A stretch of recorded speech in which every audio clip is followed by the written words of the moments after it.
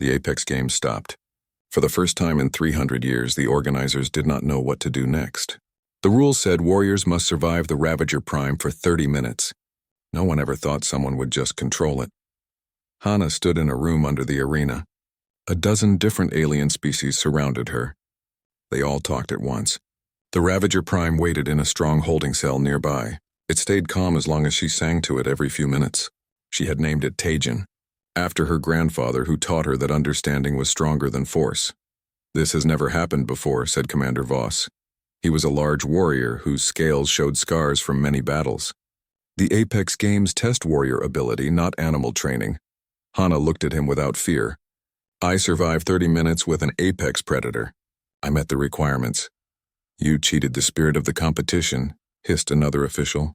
Its mandibles clicked in anger. "This is not combat. This is not dominance. This is a trick, is it?" Hana pulled up a holographic display from her wrist device. "The Ravager Prime's combat systems are still active. It could kill me any second if I make a mistake in my sounds. I maintain dominance through understanding and constant work." "How is that different from what other warriors do when they use their natural advantages?" The officials looked at each other. She had made a good point and they knew it. The Apex Games had always been about proving superiority through whatever means a species had. The scaled warriors used their scales and strength. The fast ones used speed and blades. Hana was simply using humanity's special gift. Director Kale raised one massive hand for quiet. He was very tall and supervised the games. "The ruling stands. The human moves forward to the championship, however." His voice became dangerous. "The final trial will be different. You will face not just a creature, but the greatest warrior in the game's history. If you can keep your method against someone who understands what you are doing, then maybe your victory is real." Hana felt cold fear run through her. "Who?" Daishim the Unbroken, 16-time champion. "He has refused to retire for years. He waits for a challenge worthy of his legend." Everyone in the galaxy knew that name. Daishim was human like her, but barely looked like the same species. He had been upgraded beyond normal limits. He trained from childhood in a military program that the human colonial government said did not exist. He represented everything Hana rejected about humanity's approach to joining the galaxy. He proved human worth by becoming like the warriors who ran the council. He made himself harder, stronger, and more violent. "When?" Hana asked. 3 days. That gives you time to prepare. It gives us time to design a trial that tests both of you fairly." Kale's face was hard to read. "I suggest you use the time well. Daishim has already said he will prove your method is a trick that does not work against true warrior instinct." The officials left. Hana was alone with her thoughts. She walked to the reinforced glass that separated her from Tajin. The Ravager Prime pressed its nose against the wall. It recognized her. She had known this would happen. Her approach challenged what the galaxy believed about power and worth. Of course there would be resistance. Of course someone would step forward to defend the old way, but she had not expected it to be another human. The next 3 days moved fast. The galaxy had lost its mind over what Hana did in the arena. News networks argued about whether her method was real. Scientists tried to understand how she talked to the Ravager Prime, and through it all, Daishim gave interviews where he said her achievement was just a curiosity that would be exposed in true combat. Hana met with her small team. Jihoon, who worked with her on studying aliens, had compiled everything they knew about how Daishim fought. Minseo, who handled her technical equipment, suggested changes to her voice upgrades that might help her communicate during intense physical activity. "He will try to separate you from Tajin," Jihoon said. He showed fighting patterns in holographic displays. Every one of his fights follows the same pattern. Isolate, disable, dominate. He will see your connection to the Ravager Prime as a weakness to use against you. "Then we make it a strength," Hana replied. "Tajin is not just a weapon or tool. The connection goes both ways. I have been learning his patterns, but he has also been learning mine." On the 3rd day, Hana entered the arena again. This time there were no jeers. The crowd's excitement created a different feeling. They were watching something they did not understand yet. Daishim waited on the opposite side of the arena floor. He was huge for a human, nearly 2 meters tall. He had armor under his skin and enhanced muscles. His eyes had been replaced with computer versions that could track targets at impossible speeds. He was everything humans could become when they tried to match the galaxy's warriors on their own terms. The announcer's voice boomed. "A battle of ideas. The old guard against the new way.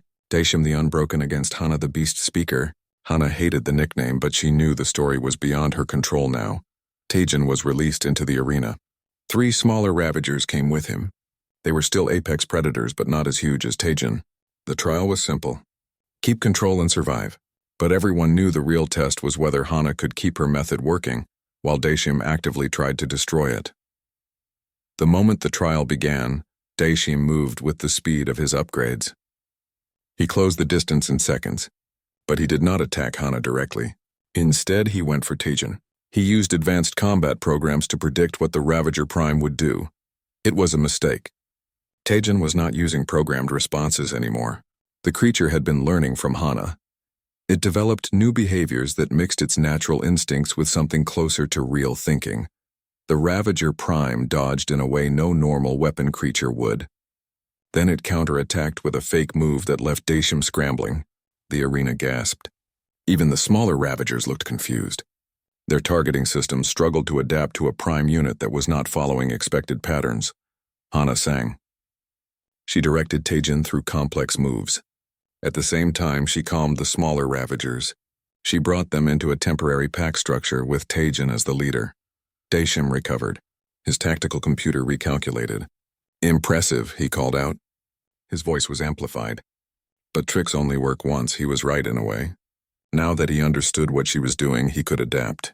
His next attack was more sophisticated. He used the environment to create separation between Hana and her bonded predators. Debris and energy walls forced her to divide her attention. The crowd watched as 2 ideas of human achievement clashed in the arena below. Strength versus understanding. Domination versus cooperation. The old way versus something new. Daishim was winning and everyone knew it. His enhanced reflexes let him stay ahead of Taejin's attacks. His combat experience gave him the advantage. He used the 3 smaller Ravagers as obstacles. He forced them into positions where Hana's control became divided and broken. Hana's voice grew rough from the constant communication. Keeping connection with 4 apex predators at once while tracking Daishim's movements pushed her to her limits. Sweat poured down her face. Her modified voice box burned with pain. "This is the difference," Daishim shouted as he jumped over a charging Ravager. His movements were perfectly calculated. When it matters, when the stakes are real, strength wins, always. He was not wrong. For 300 years, the galaxy worked on that rule. The strong dominated. The weak adapted or died. Humanity had tried to play by those rules. They upgraded themselves and created warriors like Daishim who could stand with the champions of other species. But something had always bothered Hana about that approach. Humans had not conquered Earth by being the strongest species. They had not been the fastest or the most armored. They succeeded through cooperation, through understanding, through the almost magical ability to form bonds across species barriers. On Earth, humans had made friends with hundreds of species. They turned wolves into partners, horses into companions, birds into messengers. They looked at creatures that could kill them and asked a simple question. Can we be friends? It was the most human thing possible, and it was what Hana bet her life on now. Hana made a decision. She stopped trying to control the Ravagers. Instead, she changed her song into something different, something she had never tried before. She was not commanding them anymore. She was asking them, "Trust me, work with me." We are packed. Taejin's 6 eyes became brighter. The huge creature's body changed in a way that made the alien scientists in the crowd lean forward with sudden interest. The 3 smaller Ravagers stopped their confused circling. They turned their full attention to Hana. They were not pets following orders. They were pack members choosing to work together. The difference was small but important. When Daishim launched his next attack, he expected the same predictable patterns. The Ravagers responded in a way no combat computer could have guessed. They thought. They worked together not because Hana commanded it, but because they understood the goal and chose to help. It was beautiful and frightening at the same time. Taejin pretended to go left while the smaller Ravagers made a triangle formation. They pushed Daishim into a smaller and smaller space. They were not following a hierarchy of dominance. They were cooperating as equals with a common purpose. Daishim's computer eyes widened. His tactical computer could not predict this because it had never seen anything like it. The Ravagers were not acting like weapons or even trained animals. They were acting like a unit that thought together. "Impossible," he breathed. Then louder, "This is impossible!" But it was happening. Hana's voice moved through the air. She was not commanding but communicating. She shared ideas and intentions that the Ravagers understood and built upon. Taijin's engineered brain worked at a level far beyond normal organic intelligence. It translated her intent into action that the smaller Ravagers could follow. The arena had gone silent again. But this time the silence was different. This was not shock or disbelief. This was awe at seeing something truly new. A change happening in real time. Daishim fought brilliantly. His centuries of training and upgrades made him nearly unstoppable by human standards. But he was one being, no matter how enhanced. He faced a coordinated group that worked with near telepathic unity. In the end, it was not violence that beat him. Taijin did not tear him apart. The smaller Ravagers did not overwhelm him with numbers. Instead, they simply tired him out. They forced him to burn through his enhanced stamina while they rotated their pressure. Always fresh, always coordinated. When Daishim finally fell to one knee, his upgraded muscles shaking with exhaustion, Hana called off the Ravagers with simple sounds. They immediately stopped. They formed a protective circle around her but made no aggressive moves toward the fallen warrior. Hana walked to Daishim slowly. She was exhausted too. Her voice was nearly gone. Her body trembled. But she had proven her point. "You are right that strength matters," she said. Her natural voice was rough and barely audible. "But you are wrong about what strength means." Daishim looked up at her. His computer eyes processed at speeds far beyond human ability. "What did you do? How did you make them think like that?" "I did not make them do anything. That is the point." Hana pointed to Taijin, who watched them with alien intelligence. Humans spent millions of years learning to work with other species. We became the dominant species on Earth not because we were strong, but because we could make alliances that went beyond species barriers. We did not conquer wolves. We befriended them. We did not dominate horses. We partnered with them. She held out a hand to help Daishim up. After a moment, he took it. "The galaxy thinks strength means domination," Hana continued. "But humanity's greatest strength was always cooperation, understanding. The ability to look at something alien and dangerous and ask how can we work together instead of how can I defeat you?" The arena exploded with noise, but Hana barely heard it. She focused on Daishim's face. She watched understanding dawn in those artificial eyes. "I spent 20 years trying to prove humans belong in the Apex Games," he said quietly, "trying to show we are as strong as any warrior species in the galaxy." "We do not need to be as strong as them," Hana replied. "We need to be who we actually are. That is stronger than any upgrade." The announcer's voice crackled with confusion. It tried to describe what happened to beings who did not have the framework to understand it. Director Kale came down to the arena floor himself. His huge frame somehow seemed smaller as he walked up. "In 300 years of Apex Games," he said slowly, "we have never seen anything like this. The Council will need to think about what this means for the competition moving forward." Hana shook her head. "I am not here to change your competition. I am here to change what the galaxy thinks strength means." The crowd erupted again. Some cheered. Some argued. Some sat in stunned silence. But everyone understood they had witnessed something that would change the galaxy. In the preparation rooms beneath the arena, officials argued for hours. Some said Hana had cheated. Others said she had revealed a truth they had been blind to. The warrior cultures felt threatened. Their entire philosophy was built on the idea that physical strength and combat ability determined worth. But there were others who saw opportunity. Scientists who studied dangerous creatures, diplomats who dealt with hostile species, even some military commanders who understood that making an enemy into an ally was better than destroying them. Director Kale finally made the official announcement. Hana of New Busan is declared the winner of this cycle's Apex Games. Her methods, while unconventional, met all stated requirements. The Council will review whether new categories should be added to future competitions. The announcement sent shockwaves through the galaxy. News networks debated it endlessly. Some species announced they would boycott future games. Others expressed interest in learning Hana's techniques. Hana returned to the holding cell where Taijin waited. The Ravager Prime recognized her immediately. It made a low rumbling sound that she had learned meant contentment. She placed her hand on the reinforced glass. "We did it," she whispered. "We showed them." Taijin pressed his nose against the glass from the other side. The gesture was so dog-like that Hana almost laughed. This creature, engineered to be the perfect killing machine, had learned to show affection. It had learned to be part of a pack. Jihoon and Minseo rushed in. They had been watching from the technical areas. Both looked stunned. "Do you understand what you just did?" Jihoon asked. "You did not just win a competition. You challenged the fundamental assumptions of galactic civilization." "I know," Hana said.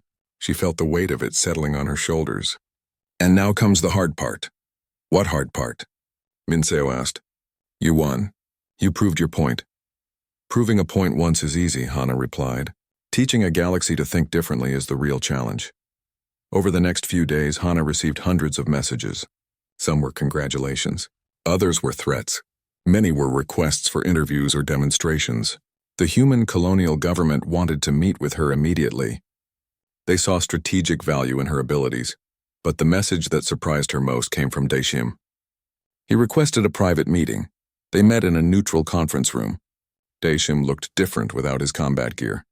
More human, more vulnerable. "I watched the recordings," he said without preamble. "I analyzed what you did." "What they did? And?" Hana asked. "I was wrong." The words seemed to cost him something. "I spent my entire adult life trying to prove humans could match the physical capabilities of warrior species. I thought that was the only way to earn respect. But you showed a different path. It is not about being better or worse," Hana said. "It is about being true to what we are. Humans survived on Earth because we could cooperate, not just with each other but with other species. We saw a wolf and thought, that could be a friend. We saw a horse and thought that could be a partner." Daeshim nodded slowly. "The galaxy needs to learn that lesson. But there will be resistance. A lot of it." "I know," Hana said. "Are you going to help or are you going to stand in the way?" He met her eyes. "I want to help." "If you will have me," Hana smiled. "Then we have work to do." The first step was establishing a research facility. The human colonial government, despite their initial skepticism, provided funding. They understood that Hana's abilities could open doors that military might never could. The facility was built on an orbital station above New Busan. It would serve as a training center, a research institute, and a demonstration facility for the rest of the galaxy.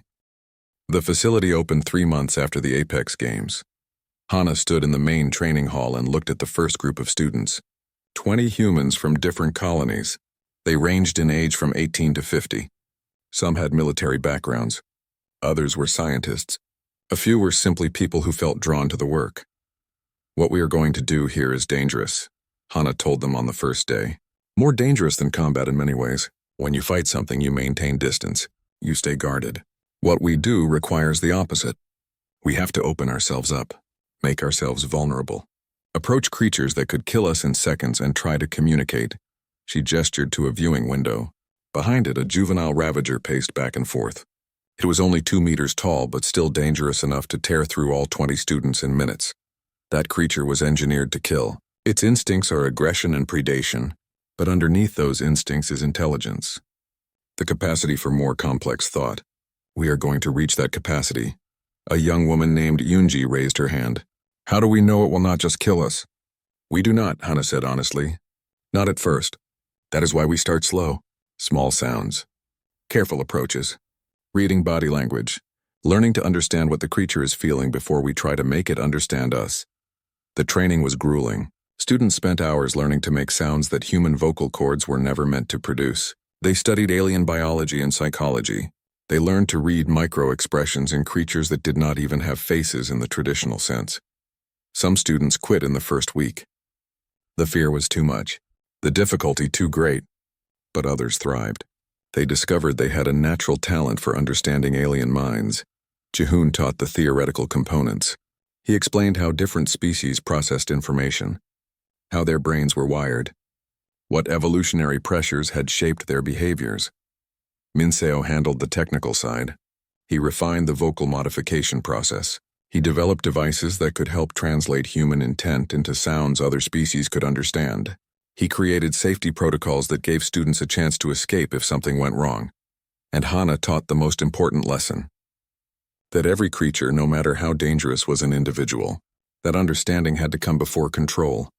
That the goal was not domination, but partnership. Taejin lived in a special habitat connected to the facility. He had grown accustomed to human presence. Sometimes Hana would bring students to meet him. They would stand behind reinforced glass and watch as she communicated with the Ravager Prime. "See how his eyes shift color?" she would point out. "That indicates emotional state. Red means aggression or high alert. Amber means curiosity or calm focus. Blue, which you rarely see, means contentment or even affection." The students watched in awe as Taejin's eyes shifted to blue when Hana entered his habitat. The killing machine that had terrified the Apex games pressed his huge head against her like a dog seeking attention. "This did not happen overnight," Hana reminded them. "This took months of consistent communication. Building trust, proving that I would not hurt him, that I saw him as more than a weapon." Word of the facility spread. Scientists from other species requested permission to observe. Some came skeptically, determined to prove it was a trick. Others came with genuine curiosity. A Velkari researcher named Tikval spent 2 weeks at the facility. She watched every training session. She reviewed all the data. Finally, she approached Hana with mandibles clicking in what Hana had learned to recognize as deep thought.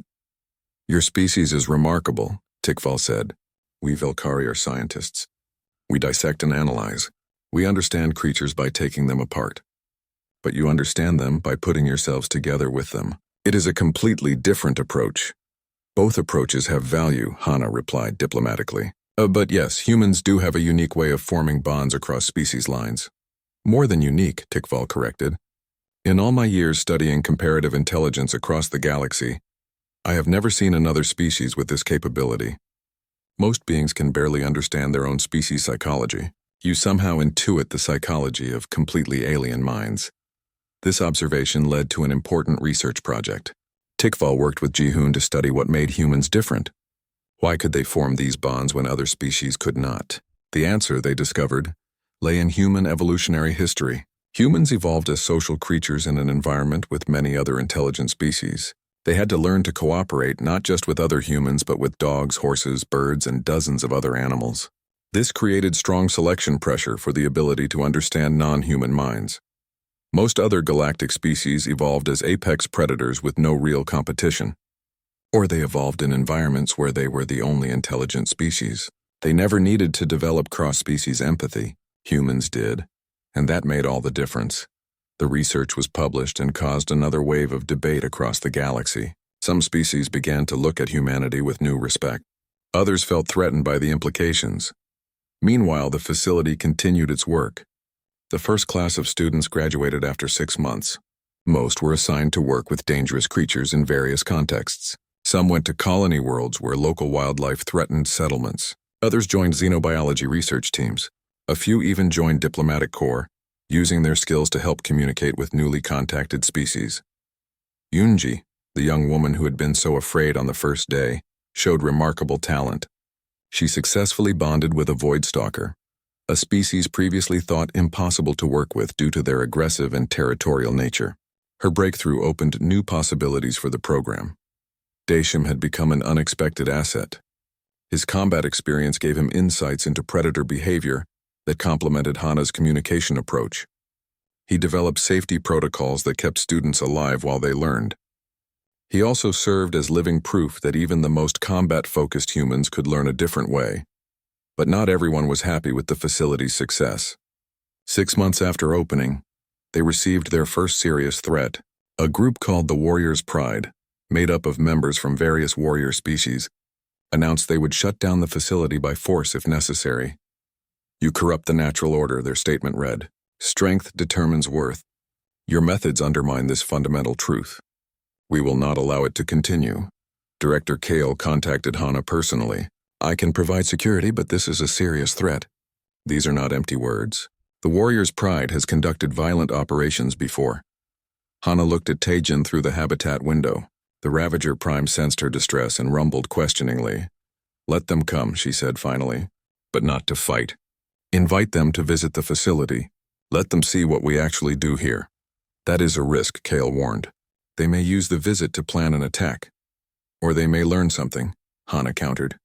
"We cannot change minds through isolation. We have to engage even with those who oppose us." The invitation was extended. To everyone's surprise, the Warriors' Pride accepted. A delegation of 5 representatives from different warrior species arrived at the facility. They were heavily armed and clearly suspicious. Hana met them in the main hall with only Daishim at her side. "No guards, no weapons, just openness, welcome," she said simply. "Thank you for coming." The leader of the delegation was a Draken warrior named Korvax. His scales bore the marks of countless battles. His eyes were hard with prejudice. "We came to see this corruption with our own eyes," he said bluntly, "to understand what poison you spread." "Then let me show you," Hana replied. She led them through the facility. She showed them students learning to communicate. She showed them the research data. She explained the safety protocols and the ethical guidelines they followed. Finally, she brought them to Tajin's habitat. "This is Tajin," she said, "a Ravager Prime. You saw him in the Apex games. You know what he is capable of." The delegation members tensed. Even for warrior species, Ravager Primes commanded respect through their sheer lethality. Hana opened the habitat door and walked inside. The delegation gasped. Korvax actually reached for his weapon. "What are you doing?" he demanded. "That creature will kill you." But Tajin did not attack. He walked to Hana and lowered his head for her to touch. His eyes glowed soft blue. He rumbled with contentment. "He will not kill me," Hana said calmly, "because we understand each other. Because I do not see him as just a weapon or a monster. I see him as an individual, and he sees the same in me." She sang to Tajin and the Ravager Prime responded. The two moved together in a display that was part communication, part dance. It was clear to anyone watching that this was not domination. This was partnership. Korvax stood frozen. His worldview, built on centuries of warrior culture, was cracking before his eyes. "How?" he whispered. "By trying," Hana said simply. "By believing that understanding is possible. By being willing to be vulnerable." The delegation stayed for 3 days. They watched training sessions. They spoke with students. They reviewed research data. And slowly their hostility transformed into something else. Not quite acceptance, but something close to respect. Korvax requested a private meeting with Hana on the last day of the delegation's visit. They sat in a small conference room, just the two of them. "I came here to find weakness," he said. His voice was rough with emotion.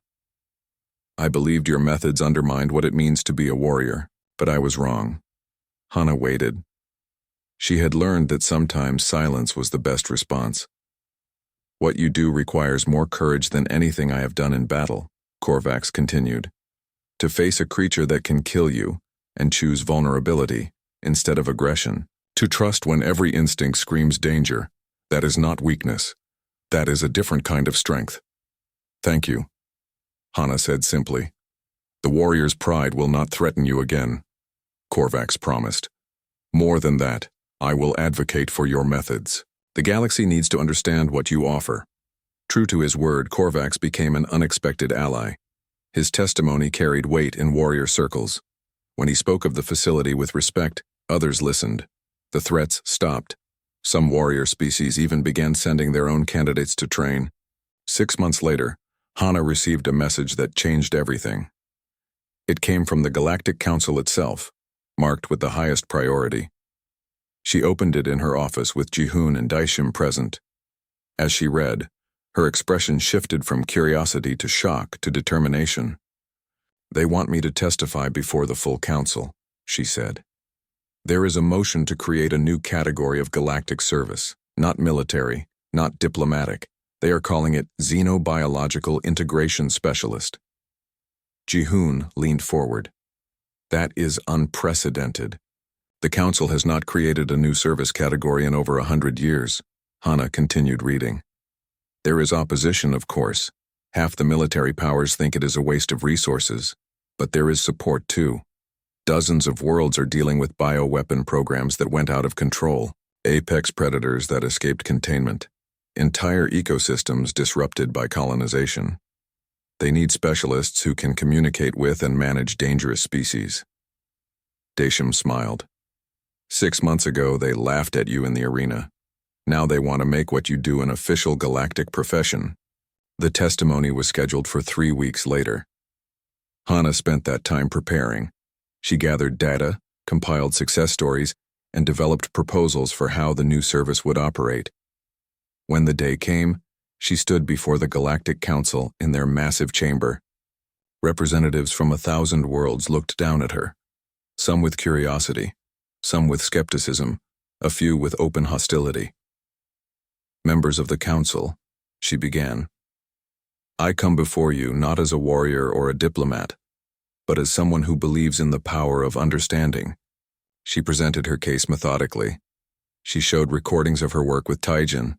She presented data on successful interventions with dangerous creatures.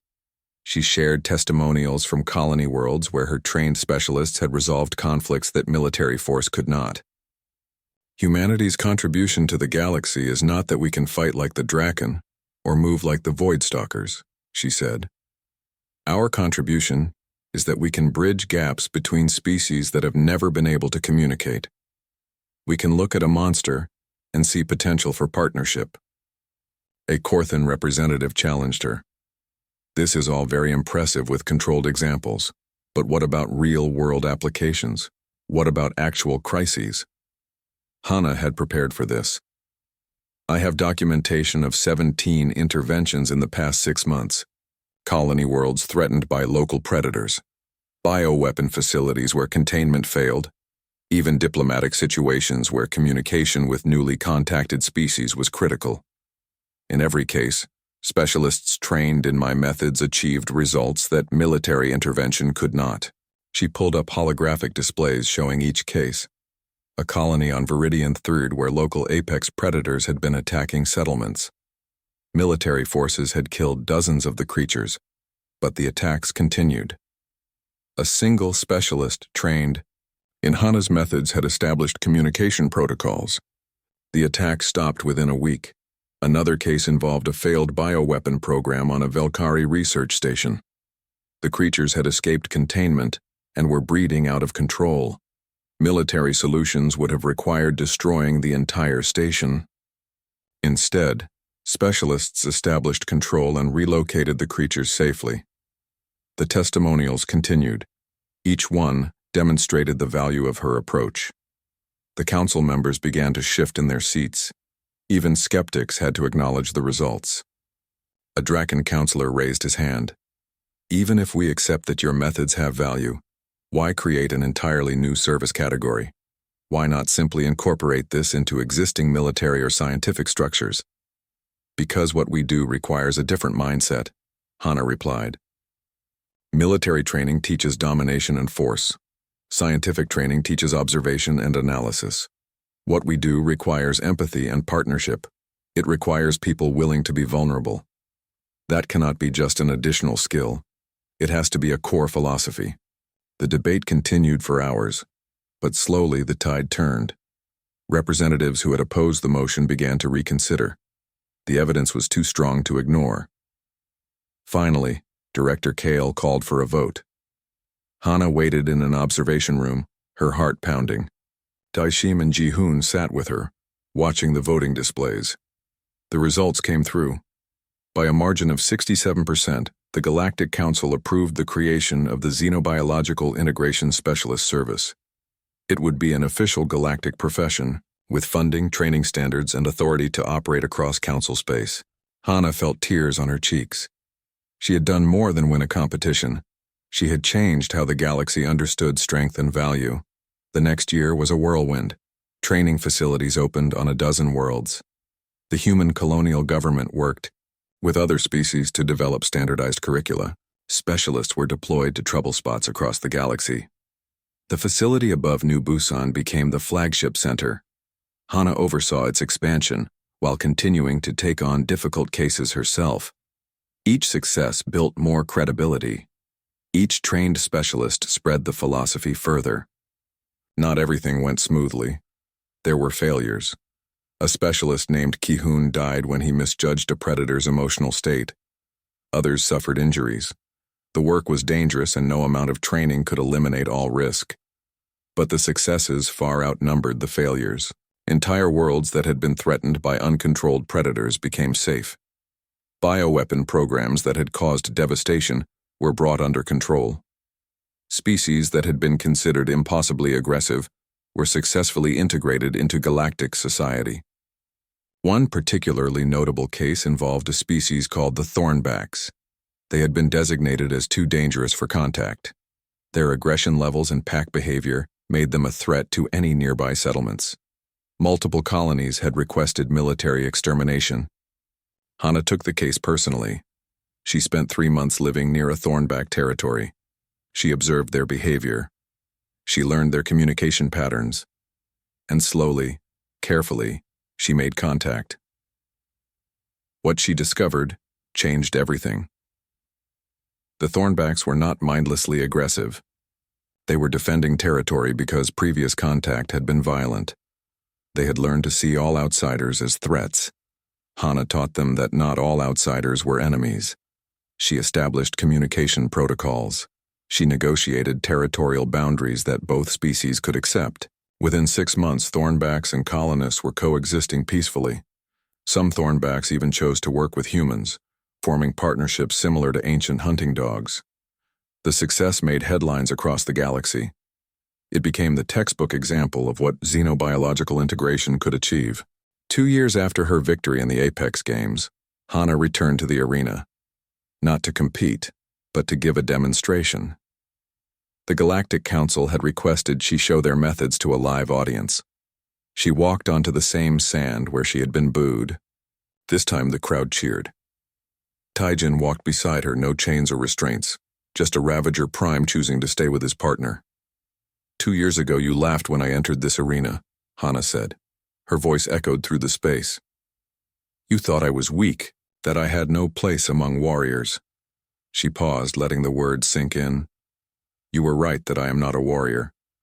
Not in the traditional sense. But I brought something else. Something humanity has always had. The ability to make friends with monsters. She gestured to Taijin. This creature was built to kill, every instinct, every bit of programming. But underneath that is intelligence, personality, the capacity for choice. I did not conquer him. I did not dominate him. I understood him, and he chose to understand me back. Students from the facility entered the arena. Each worked with a different dangerous species. Ravagers, void stalkers, thornbacks, even a juvenile of a species so aggressive it had no official name, just a classification code. The crowd watched as humans and monsters moved together, not as master and servant, not as controller and weapon, but as partners, each understanding the other, each choosing cooperation. This is humanity's gift to the galaxy, Hana concluded. Not strength, not speed, not aggression, but the willingness to look at the most dangerous things in the universe and ask one simple question. Can we be friends? The arena erupted in applause, not just from humans, but from species across the galaxy. Even warrior cultures that had initially resisted acknowledged what they were seeing.